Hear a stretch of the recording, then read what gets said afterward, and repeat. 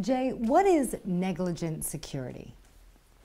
Well, negligent security is an area of law where property owners, landlords, apartment complexes, commercial establishments need to provide some security that's reasonable for their customers, their patrons, or tenants, or people who live there or do business in that area.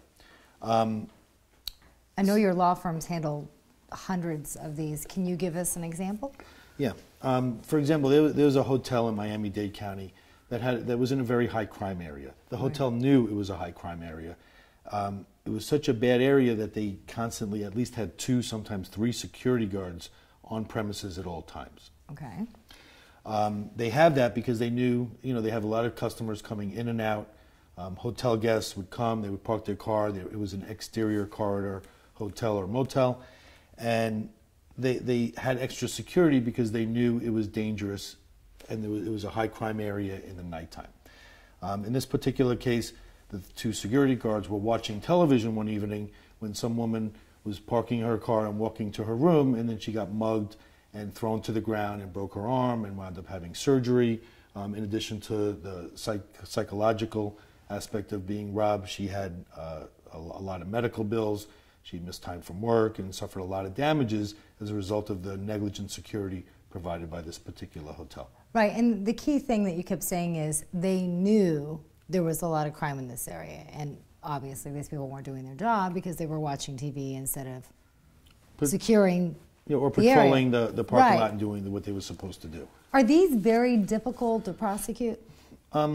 Some cases are more difficult than others, but the cases where the landowner or landlord has knowledge of or should know of a lot of crime in the area might have an extra duty in those cases to provide security, for their customers, tenants, or residents. What are some of the key factors that come into play when it comes to negligent security and winning that case? Well, to win those cases, we need to do an investigation. A lot of times the property owners will try to blame the injuries on the third-party criminal act that occurs that injured the person. Right, so that's working very tricky, I would imagine. Right, so what we do in those cases, we hire an investigator. We check crime grids for the locations and neighborhoods where it happened. And we try to establish that landlord, because they'll always claim they had no knowledge, that they really should have known of those conditions. We can also check previous crime statistics to show how many crimes were committed at that particular area or that particular property in the past. Now, hearing you say that, I'm thinking about all those signs that I see popping up around the area that say not responsible for, not responsible for. Can that become another obstacle? You know what I'm talking about? Those signs that you see all outside of businesses, not responsible for your car or your possessions or your this. And those signs, they're really more to warn people to some extent, but they can't be used as a defense to negligence. Right. You can't be negligent and put up a sign saying, because I put up the sign, I'm not negligent. I don't have to be responsible. I don't have to provide any duty of care to any of my patrons on the property. So what are some things that if someone watching this video says, I think I have a case, what does that person need to do? Well, they need to contact us, and we can talk to them about the facts and circumstances surrounding the incident that happened, what damages they suffered as a result, and every case is different.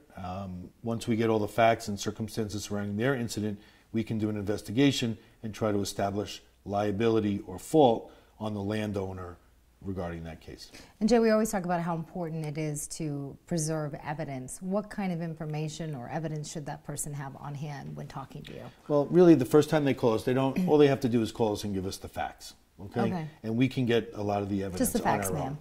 And in a lot of cases, there's surveillance videos, and this is why it's important to contact a lawyer immediately. Those surveillance videos are not kept for that long. If there were any witnesses to the incident, or the assault, or the battery on the property, we'd like to get to those witnesses right away and get their statements.